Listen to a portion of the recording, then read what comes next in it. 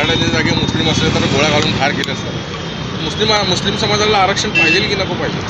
आता एक लक्षात घ्या, आताच आपण आज समाजाला आरक्षण देण्यासाठी विशेष अधिवेशन बोलण्यात आलं.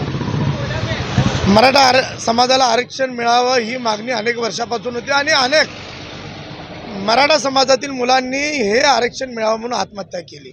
त्यांचं खूप मोठं बलिदान आहे आणि हे एवढं मोठं बलिदानानंतर आज एवढे रात्रंदिवस ती मेहनत घेतल्यानंतर आज आरक्षणासाठी आरक्षणाचा मार्ग मोकळा झाला आहे. पण एकंदरीत आपण बघतोय की मराठा समाजाच्या खांद्याला खांदा लावून मुस्लिम समाज उभा होता, आजही आहे आणि उद्याही असणार आहे. आणि या समाजाला सुद्धा आरक्षण द्यावं म्हणून मराठा समाजाने सुद्धा मागणी केली होती. त्याच्यावर सरकार अजूनही विचार केलेला आहे. दुसरी गोष्ट सांगतो, माननीय उच्च न्यायालयाने सांगितलं होतं की मुस्लिम समाजाची परिस्थिती सध्या अगदी वाईट झालेली आहे. मागासवर्गीय समाजापेक्षाही बिकट परिस्थिती मुस्लिम समाजाची आहे आणि त्यांना शैक्षणिक आणि नोकरीमध्ये जे ना आरक्षण द्यावं अशी मागणी केली होती आणि त्याचा निर्णय दिला होता, परंतु अद्याप सरकार त्याच्यावर विचार करायला तयार नाही. तिसरी एक गोष्ट सांगतो की ज्या मुस्लिम मतावर काँग्रेस आणि राष्ट्रवादीने आतापर्यंत ज्यांना सत्ता उपभोगली ते मात्र या मुस्लिम आरक्षणासंदर्भात बरेच शब्द काढत नाही आहे. त्यांचाही मी या माध्यमातून निषेध करतो. चौथी एक गोष्ट सांगतो, ज्या मुस्लिम मतावर ओएससी आणि त्यांची पार्टीसुद्धा त्या ठिकाणी काम करते ते सुद्धा मुस्लिम आरक्षणासाठी एकदाही रस्त्यावर येत नाही आहे. ही बाब खेदाची आणि चिंताजनक आहे. पाचवी गोष्ट तुम्हाला एक महत्त्वाची सांगतो, महाराष्ट्रातील तमाम मुस्लिम समाजांनी आता आरक्षणासाठी आपला लढा तीव्र करणे गरजेचे आहे. अबू आझमीने सांगितले की गोळ्या घालते, गोळ्या घालायला काय हे काय पाकिस्तान नाही आहे का अफगाणिस्तान नाही आहे. हे संविधानाचं राज्य डॉक्टर बाबासाहेब आंबेडकरांनी निर्माण केलेला हा देश आहे. आणि या ठिकाणी तुम्हाला मी सांगतो, संविधानिक पद्धतीने मुस्लिम समाजांनी आपली मागणी नेत्या मंडळींना बाजूला फेकून जर केली तर नक्कीच मुस्लिम समाजाला सुद्धा आरक्षण मिळू शकतं. पण त्याच्यासाठी मराठा समाजाने जेवढा अथक परिश्रम घेतला, जेवढं बलिदान दिलं, तेवढी बलिदान देण्याची ताकद मुस्लिम समाजाने ठेवणे गरजेचे आहे. आणि मी या माध्यमातून सांगतो की मुस्लिम समाजाने आता मात्र ओळखून घ्यावं की काँग्रेस असेल, राष्ट्रवादी असेल किंवा तुमच्यावर खोटं प्रेम करणारे हे लोक तुमचे नाही आहेत. तुमच्या मतापुरती तुमच्या सोबत आहेत. मतं घेतल्यानंतर तुमच्याशी यांचं काही देणं घेणं नाही. मुस्लिम समाज राहिला का मेला का या काँग्रेस राष्ट्रवादीला तर नक्कीच माहीत आहे की हे लोक त्यांच्या कामाचे नाही आहे. आपल्या सोबत राहणाऱ्या माणसासोबत राहावं एवढंच मी मुस्लिम समाजाला विनंती करतो.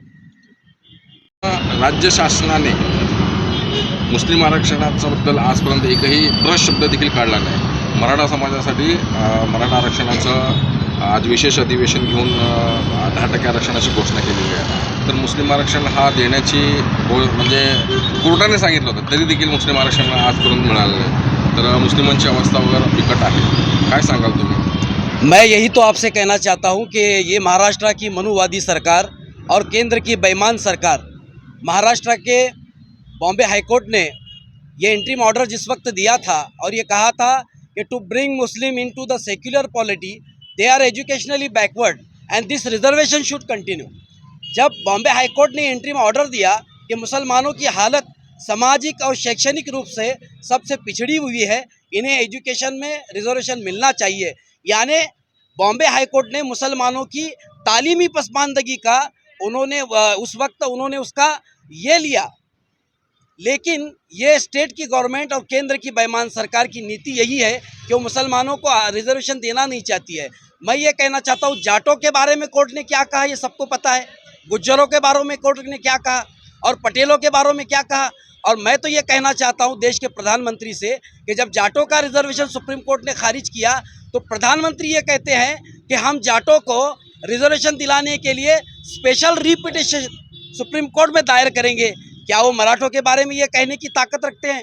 क्या वो ये मुसलमानों के बारे में कहने की ये ताकत रखते हैं? वो इसलिए नहीं रखते हैं कि इनकी नैतिकता मुसलमानों के विरोध है। बस सिर्फ छत्रपति शिवाजी महाराज का नाम सियासत के लिए लेकर सत्ता का लाभ लेना इनका मकसद है, जबकि मुसलमानों का एम्पेरिकल डेटा हुकूमत के पास मौजूद है, सच्चर समिति की रिपोर्ट मौजूद है। इसके बावजूद 5% जो रिजर्वेशन है, बड़े अफसोस से मैं कहना चाहता हूं कि कांग्रेस की सरकार हो चाहे एनसीपी और कांग्रेस की सरकार हो, दोनों ने ही मुसलमानों को ठगा है। इन्हें सिर्फ मुसलमानों का वोट चाहिए मुसलमानों को रिजर्वेशन देने की इनकी नीयत नहीं है। जब भी इलेक्शन आता है, अपोजिशन में जब ये रहते हैं तो मुसलमानों के रिजर्वेशन को आवाज़ बुलंद करते हैं, जब सत्ता में आते हैं तो मुसलमानों को रिजर्वेशन नहीं देते हैं। मैं यही कहूँगा कि मराठा लोगों से विशेष रूप से कहूँगा कि उनका जो ये कहना है कि ओबीसी कोटे के अंदर रिजर्वेशन मिलना चाहिए, ये सरासर गलत है। उन्हें चाहिए कि 50% का जो संवैधानिक घटना के अंदर 50% तोड़कर उन्हें अलग से रिजर्वेशन मिले, क्योंकि माननीय प्रधानमंत्री ये सबके प्रधानमंत्री है, सबका साथ सबका विकास की अगर वो बात करते हैं तो मैं उनसे कहना चाहता हूं कि जब छत्रपति शिवाजी महाराज की दुहाई वो हर जगह देते हैं तो छत्रपति शिवाजी महाराज के समाज को भी उन्हें न्याय देने के लिए 50% की जो अट है उसे तोड़कर कहीं ना कहीं आगे बढ़कर उन्हें रिजर्वेशन देना चाहिए, और वो भी ओबीसी जो आरक्षण है उसे हाथ न लगाते हुए रिजर्वेशन देने की आवश्यकता है।